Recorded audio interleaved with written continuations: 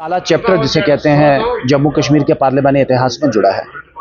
आप सबके ध्यान में रहे कि इस ड्रामा के इस चैप्टर के जो डायरेक्टर वो स्पीकर जनाब अब्दुल रहीम राठौड़ साहब हैं।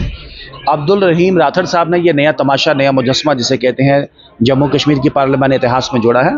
और मार्शल्स ने भी स्पीकर महोदय के कहने पे कातिलाना हमला भारतीय जनता पार्टी के विधायकों पे किया है। इस हाउस का तो मजाक बन गया कि कोई ऑनरेबल मेंबर, कोई भी जिसे कहते हैं, वो कागज़ लेके आएगा और हाउस के बीच में दौड़ेगा, तमाशा करेगा, फोटो ऑप करेगा और उस फोटो ऑप के बावजूद भी उसे को पूछेगा नहीं। लेकिन भारतीय जनता पार्टी के विधायक जब सवाल उठाएंगे तो उन्हीं के ऊपर कातिलाना हमला होगा। ये हाउस कम और नेशनल कॉन्फ्रेंस का जिसे कहते हैं कार्यालय ज़्यादा बन गया है।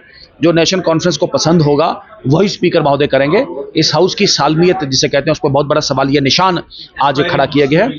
इस सवालिया निशान के चलते मुझे लगता है कि स्पीकर अब्दुल रहीम राठौड़ साहब ही शुड रिजाइन। आज का जो जिसे कहते हैं he should resign, he should go, speaker should go back if you could not withhold the sanctity and the respect of this house.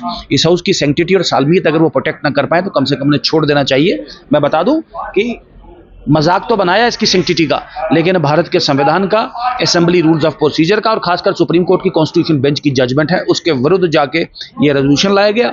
और उस रेजोल्यूशन के बाद ये नया एक तमाशा जिसे कहते हैं खड़ा करने की जो कोशिश की जिसकी कितनी भी निंदा, कितनी भी जिसे कहते हैं इसकी मजम्मत की जाए उतनी ही मजम्मत कम है।